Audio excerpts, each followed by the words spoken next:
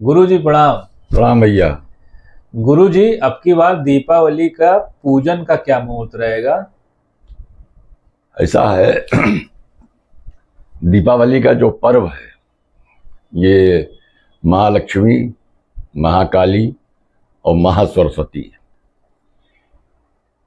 का पूजन पौराणिक विधि से अथवा तांत्रिक विधि से ये भारतवर्ष में प्रत्येक हिंदू के घर में मनाया जाता है। और अब तो भारत के बाहर विश्व परिदृश्य में भी दीपावली का जो महोत्सव है ये बड़ी धूमधाम से मनाया जाता है। और हमारे भारतवर्ष में विभिन्न त्योहारों के लिए हमारे शास्त्रकारों ने, हमारे ऋषि मुनियों ने मुहूर्त बताए हुए हैं कि किस मुहूर्त खंड में किसका पूजन हमको करना चाहिए। तो उसी संदर्भ में दीपावली पूजन के लिए हमारे ग्रंथकारों ने कतिपय नियमों का उल्लेख किया है और उन नियमों के आलोक में ही दीपावली के पूजन का मुहूर्त ज्ञात किया जाता है।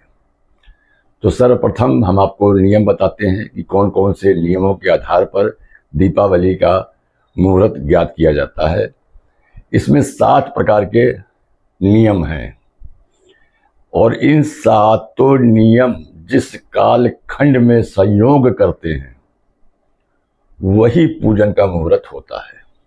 ये 7 नियम क्या हैं, आइए हम लोग इसको देखते हैं। सर्वप्रथम नियम क्या है कि कार्तिक का मास होना चाहिए, क्योंकि दीपावली कार्तिक के मास में ही मनाई जाती है।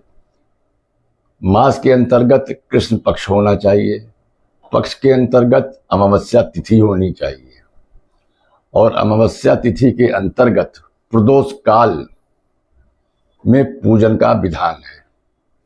और यहाँ पर हमको चित्रा या स्वाति नक्षत्र प्रत्येक वर्ष मिलेगा। और जब अमावस्या तिथि में हमको स्थिर लग्न वृष और इसके तत्पश्चात शुभ अमृत या लाभ की चौघड़िया होनी चाहिए। तो ये जो 7 खंड हैं इनका जहाँ पर संयोग होता है वही पूजन का मुहूर्त कहलाता है। तो सर्वप्रथम हमको इन 7 चीज़ों का कॉम्बिनेशन जो है वो उस तिथि में देखना पड़ता है। तो अगर हम देखें तो कार्तिक कृष्ण अमावस्या 12 नवंबर 2023 को हो रही है। इसका अर्थ ये हुआ कि वर्ष 2023 में दीपावली का पूजन 12 नवंबर 2023 को होगा। अब इस दिन के अंतर्गत हमने ये देखा कि कौन सा नक्षत्र है। तो हमने देखा कि इस दिन स्वाति नक्षत्र सूर्योदय से लेकर के 26 घंटे 52 मिनट तक रहेगा। 26-52 का अर्थ ये होता है कि रात्रि के 2:52 तक। अब ये इसका अर्थ ये हुआ कि स्वाति नक्षत्र हमको पूरे दिन यहाँ पर अमावस्या में स्वाति नक्षत्र हमको पूरा मिल रहा है। अब हमको इसके बाद क्या ज्ञात करना है? प्रदोष काल।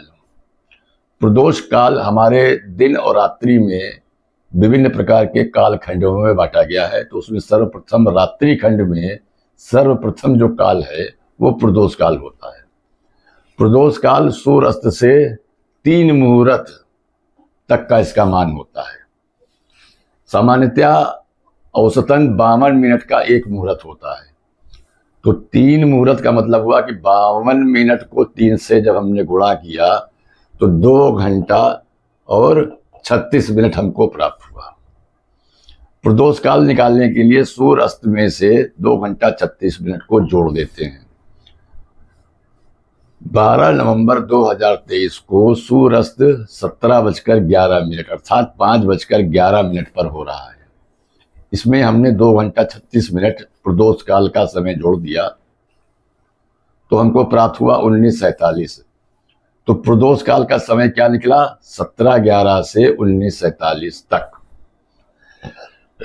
अर्थात पूजन का जो हमारा समय होगा वो इसी के मध्य होगा। अब इसी के मध्य में हमको क्या देखना है? अब स्थिर लग्न वृष। तो पंचांग के माध्यम से जब हमने देखा कि स्थिर लग्न वृष जो है वो 17/22 से 19/19 तक है। अब इसी के अंतर्गत अब हमको क्या देखनी है, चौघड़िया। तो जो चौघड़िया है, ये रात्रि की चौघड़िया और दिन की चौघड़िया अलग अलग होती है, और एक चौघड़िया का मान औसतन 1.5 घंटे होता है। तो पहली चौघड़िया जो है वो हमको काहे की मिल रही है यहाँ पर, शुभ की।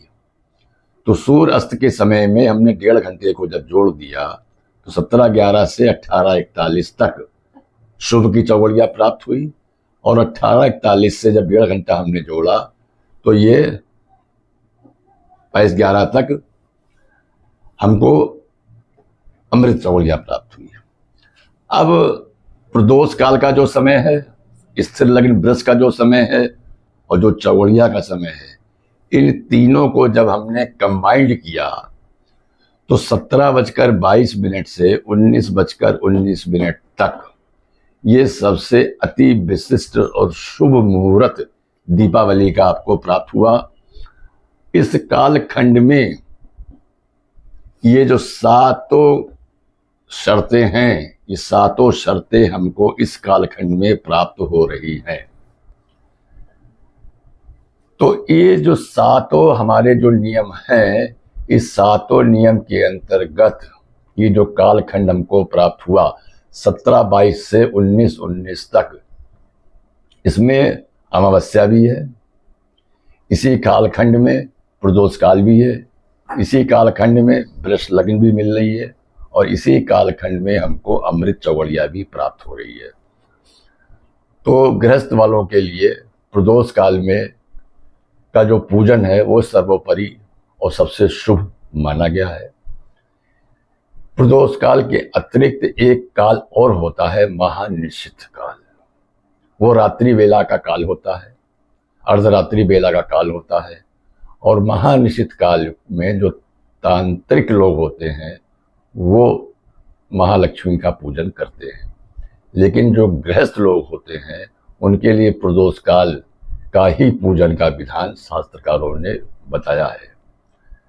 तो मेरी समझ से अब आप लोगों को समझ में आ गया होगा, और अग्रिम में आप सभी लोगों को दीपावली की बहुत बहुत हार्दिक शुभकामनाएं कि महालक्ष्मी और गणपति के पूजन से आपका पूरा वर्ष शुभ रहे।